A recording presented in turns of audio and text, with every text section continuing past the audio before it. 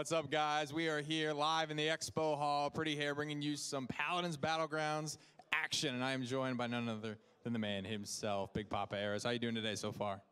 Doing good. Awesome. We're here with some live action. We've got Mick, Joe here, two of the lead developers on this fun new project, and I got to ask, what's the first thing you want to tell us about this new mode? It's a lot of fun. It's a lot of fun. So we got 100 players. And we've actually, how many do we got actually here set up in the Expo Hall? Is it all full 100? No, at the Expo we have between 40 and 80 people playing at a time. Wow, so a lot of action happening here, guys. We're going to get this one started. Joe, cue us up for us. We'll just have a couple of things to say about this. So this mode actually has its roots in another mode of Paladins, and some of our older players might remember that survival mode. Yes, we used to have a survival mode where last man standing was king of the hill type of mode, but it wasn't that popular. So it was taken out. Obviously, with the whole battle royale genre being very popular right now, we figured we'd give a shot for the people that want to play that. Absolutely. It's been a lot of fun. So let's take it over here, over the shoulder of our designer, Joe, and tell me a little bit about what we're seeing right now. So the first thing you'll notice is that there's only 8 champions to select from. There's 2 from each category. Hopefully, Joe plays somebody like Victor or whatever it is that he enjoys playing. You know, if you like the other one, Joe, go for it. Joe. Yeah, you. Okay. And the 8 characters that you get to select from are different every match. So all teams have the same selections they can make, and you can play 4 of the same characters. So in this particular mode that we're playing today, we have 4 teammates, so it's 4 per team, and they can select all the same characters or all different characters depending on what they want to have their comp at. To make sure that the game is not totally out of control, we make sure there's only 8, and therefore you don't have to worry about every single type of class being out there and being confused by that. At the same time, it gives a lot of variations. And the way that'll work is every day there'll be a different set of characters for people to play with, as well as every match will have some that are different. Okay, so question. You said there will be 8 characters total. What if I'm a brand new player? I don't own any of the Paladins champions. Will I still just have the same 8 picks as everybody else in my lobby? At least 4 of the champions will always be available every match. So there'll always be at least 1 of each category for you to choose from: a damage, a flank, frontline, or a support character. And you can see now everybody's at the island. Hopefully they can zoom up enough, and you can see a large number of characters all just bouncing around, having a little fun before the actual match starts, with some Zeppelin transportation that will take them to the appropriate area. There's the map of the world. There's specific places that you can click on that show you like where everybody's landing, and the Zeppelin just takes you to that particular spot. The spots you're allowed to take are somewhat random, so you're not going to be at the same exact spots every single time. You have to select it. Now you can see that he's looking at the world map. He's going to a town here, and most of the loot will be in the town itself. One other thing you'll notice that's somewhat different than normal Paladins is that everybody has a mount available at all times. So you can press Shift, get on your mount, do what you need to, and we may have an early fight here because we already have another group there that's looted some boxes and they're fighting. So hopefully Joe will last for more than a few minutes so we get to see some of the gameplay itself. And right now, there's probably not a lot of loot yet from these different classes. Oh, Joe turned into a chicken. A chicken means you're dead. You can still be resurrected by your teammates if they get you. And looks like he was resurrected from chicken, and now they're fighting back. Oh, they turned one of their enemies into a chicken. Now, if you kill the chicken, that's the end of the match for that particular person. Otherwise, you can still be resurrected. Go ahead. Do the chickens bleed out at all, or do they slowly over time, will they bleed out if they're not resurrected and just die on their own? Yes, the chicken will die over time if they are not resurrected. And there's a good example of a chicken that may or may not survive. Let's see, Joe can press the R key to revive it, as long as that chicken doesn't run away. Yeah, it's a panicky chicken. And there we go. We do have another revival, but they're still on top of him. So this is, they have 3 people on their team at this point. Looks like somebody died. Now you can see Joe got some quick loot from the loot boxes. There's different quality loot, somewhat similar to the Paladin in-game store, but much stronger. So there's 3 levels of loot quality. With common, he's got 1 piece of purple that you can see up there, which is an epic level. That's fairly high. The best loot by far are legendaries, which come in and they drop off the zeppelins. So you'll see zeppelins flying up high. He's kind of they got into some fighting earlier than most usual. Yeah, I haven't. Most of the time you get to go around looting a bunch first. So this is a little bit more unusual. But you will see zeppelins that come from the sky. They drop legendary loot, which is absolutely ridiculous levels of power, like plus 100% damage or plus 100% health and some other super strong stats. As with most Battle Royale games, there is a fog that comes by, so the circles will converge, and you can see some of it is converging at the moment. There are different areas of play. We have there's a snow area, there's grassy areas, there's a lot of different towns with different types of structures to play around. I see that. So I'm seeing they were just fighting on the Timber Mill actual map set with all of those, and then you can see up north, there's basically other Paladins maps involved, things you'll recognize like Frozen Guard, Ice Mines, Frog Isle, Jaguar Falls. All of those maps are sort of just dropped into this absolutely massive map, and you can see there's kind of 4 little loot slots there. So you see that Zeppelin just dropped a legendary drop, so Joe's gonna run towards it probably and try to pick it up if he can. There might be some other people. It's usually a high area of contention, but it looks like his teammate may leave it for him so we can actually check the stats on it. Nope, Mick, which is the other developer, decided to grab it and not show it to us. Mick's greedy. Yeah, he's greedy. Hey, pop up the screen so we can show people what that loot. So that particular legendary, pop it up again, Mick. Mick, pop the legendary. All right, has plus 100% damage, 90% reduction on healing on targets, and 250% damage to shields. Wow. So if you get 4 of these legendary items, you can take out a whole team on your own if you want. So let me translate. That is Aggression 10, Cauterize 3, and Wrecker 3, all wrapped into one big, beautiful item. And those come only from the airdrops, the high risk, high reward. They're marked on your mini-map. They're marked with a big purple laser up in the sky. And we're already down to 27 remaining. Mick, Joe, both their teammates are dead, so they'll have to go on 2 guys and a dream. Anything else we're going to be seeing here as kind of the map is closing down? So we have 27 players. Fog about to come in. You can see that Joe currently has 3 items. 2 of them are epic level, 1 is a common. And he's going to want to fill in those other slots because these items are all extremely strong, and you do need them to have any kind of strong team fights. So as these 2 move around by themselves, and you can see the mounts as well, you can mount up just mid-combat because they're going to have to be careful. They've only got 2 of the available 4 players. Joe picking up a couple of items here. He's going to be fully slotted. And so you can find these epics, these purples, not just from the airdrops, but from these towns as well. Well, the purples are epics, so they come from regular drops. The legendaries are actually gold, but that'll change around a bit. Yeah. So the epics are fairly good, but they're not quite as strong.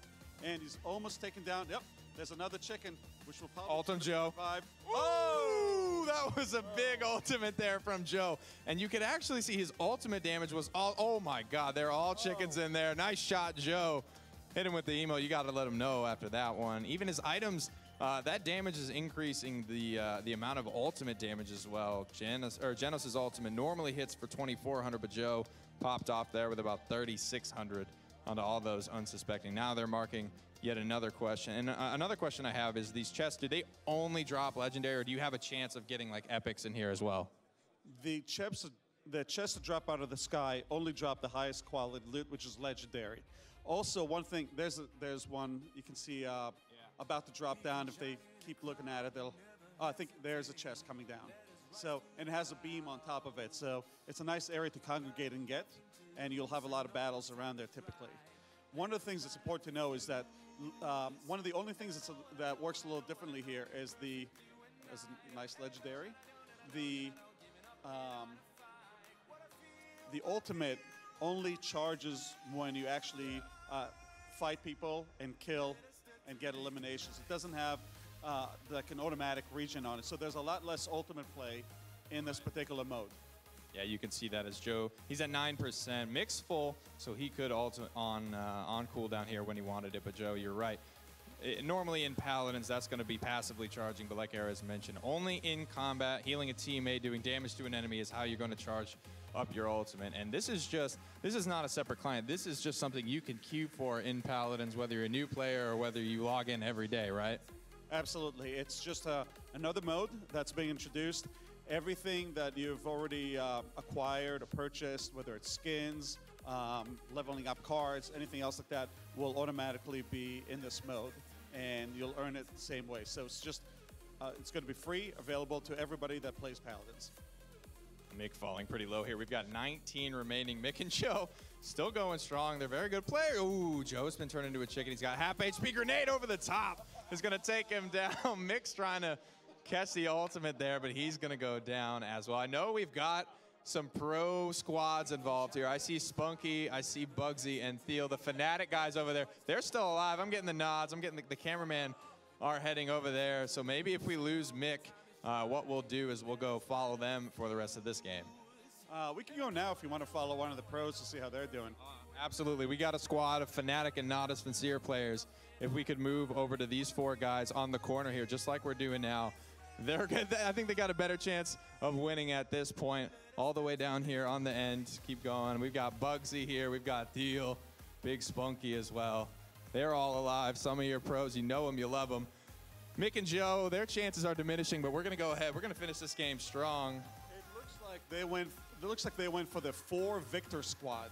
Ooh, you know what they've done as well? They've picked up the cardio legendary. At least Thiel has. So as he's sprinting, he's going to be regenerating HP. They've got some decent loot. I see 1 legendary, 2 legendaries. Thiel's got the mother load, so he's going to be the one to watch here as we kind of wrap up. No ultimates available for these guys. How many we got left? Just about 18.